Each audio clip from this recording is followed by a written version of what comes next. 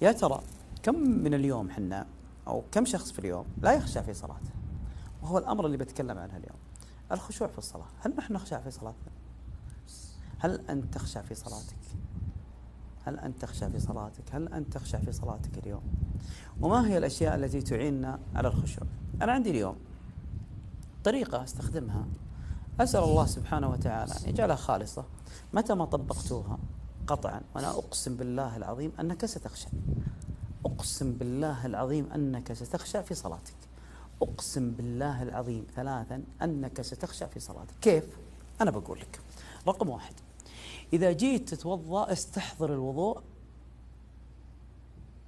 واخشع لله سبحانه وتعالى، واعلم بأن هذا الوضوء، إذا جيت الآن تتوضأ تمام، غسلت يديك، شو يصير؟ تتساقط خطاياك من بين أظافرك. هذا رقم واحد. الآن إذا توضيت ترى تساقط خطاياك، مو تتوضأ وأنت لاهي تفكر، لا استشعر، ترى أنت وأنت تتوضأ ترى خطاياك تطيح. حديث الرسول صلى الله عليه وسلم، إذا غسلت وجهك خطاياك تطيح من بين أطراف من أطراف وجهك. إذا غسلت رأسك تساقطت خطاياك من عند شحمة إذنيك. إذا غسلت قدميك تتساقط خطاياك من بين قدميك، من بين أظافرك، وأنت تتوضأ واستحضارك للصلاة. هنا يبدأ الخشوع من الوضوء.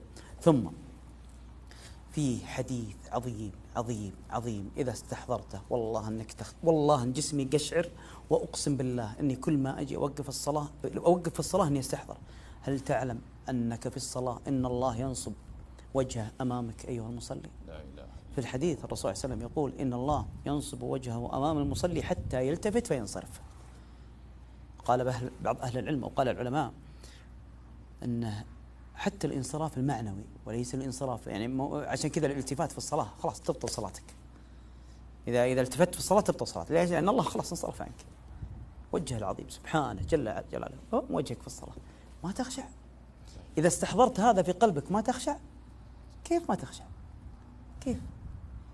بس استحضار قلبك. قطعا ستنسى كل شيء في الدنيا، قطعا ستنسى كل شيء في الحياة، كل أمر في الحياة. عندك وفاة، ولدك في المستشفى، أنت مريض، تنساه. ليه؟ من قدامك.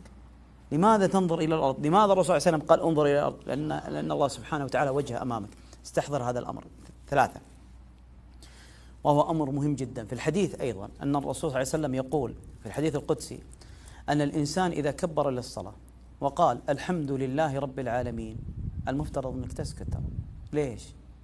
لأن الله سبحانه وتعالى يرد عليك في الصلاة. الله أمامك، وإذا قلت الحمد لله رب العالمين قال الله سبحانه وتعالى، قال الله عز وجل أنت يا علي، يقول لك حمدني عبدي، حمدني علي. ما تخشع. كيف ما تخشع؟